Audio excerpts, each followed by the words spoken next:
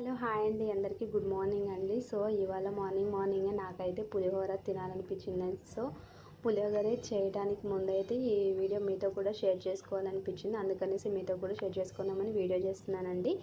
So పులిహోర చేయడానికి నేనైతే ముందుగా హోమ్ మేడ్ పులిహోర పౌడర్ని అయితే ఇక్కడ పెట్టేసుకున్నాను చూడండి.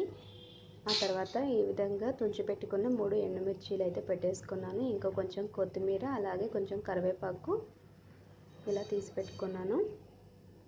ఇంకా పులిహోర పౌడర్ అయితే కొంచెం కారం ఉంటుందండి, అందుకని నేనైతే మిరపకాయలు అయితే తక్కువగా తీసుకున్నాను.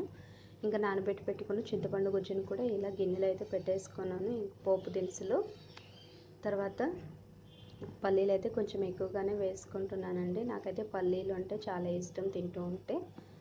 ఇంకా నెక్స్ట్ అయితే ప్రిపేర్ చేసుకోవడానికి ముందు ఇక్కడ కనిపిస్తుంది కదా, నెక్స్ట్ అయితే కొంచెం బెల్లం తీసుకోవాలి, అలాగే కొంచెం ఇంగువ కూడా తీసుకుంటానండి. ఇదైతే కొంచెం పవర్ ఎక్కువగా ఉంటుందంటారు, అందుకైతే నేనైతే చిటికెడే తీసుకున్నాను. ఇంగువ అయితే చాలా ఎక్కువగా తీసుకోకూడదండి, లైట్గా తీసుకోవాలి. ఇంకా ప్రిపేర్ చేసుకోవడం అయితే ఏ విధంగా తీసుకుంటున్నానంటే, ముందుగా స్టవ్ అంటించి పెట్టుకున్నాను. స్టవ్ మీద ఒక కడాయి పెట్టేసుకునేసి ఒక 5-6 స్పూన్ల వరకు అయితే ఆయిల్ అయితే పోసుకుంటున్నానండి. చూస్తున్నారు కదా, ఈ విధంగా ఆయిల్ అయితే వేసేసుకున్న తర్వాత పల్లీలు వేసుకోవాలి ఇప్పుడు. సో ఈ పల్లీలు అయితే కొంచెం లో ఫ్లేమ్లోనే పెట్టుకొని వేయిస్తూ ఉన్నామంటే పల్లీలు అయితే కొంచెం పగులుతూ అలా వచ్చినప్పుడు అయితే చాలా క్రిస్పీగా ఉంటుందండి, ఇంకా మెత్తగా అవ్వవు. సో తినడానికి కూడా చాలా బాగుంటుంది. ఇంకా నెక్స్ట్ అయితే పోపు దినుసులు అని చెప్పాను కదా, మినప్పప్పు, శనగపప్పు కూడా వేసేసుకుంటున్నానండి. సో ఇలా వేసుకున్న తర్వాత ఇంకా కరివేపాకు, ఎండుమిరపకాయలు కూడా ఇందులో వేసేసుకొని ఈ విధంగా అయితే కలిపేసుకోవాలి. ఇదైతే చాలా టైం ఏం పట్టదండి, కొంచెం తొందరగానే అయిపోతుంది, కాకపోతే మనం ఇంట్రెస్ట్ పెట్టి చేసుకోవాలి అంతే.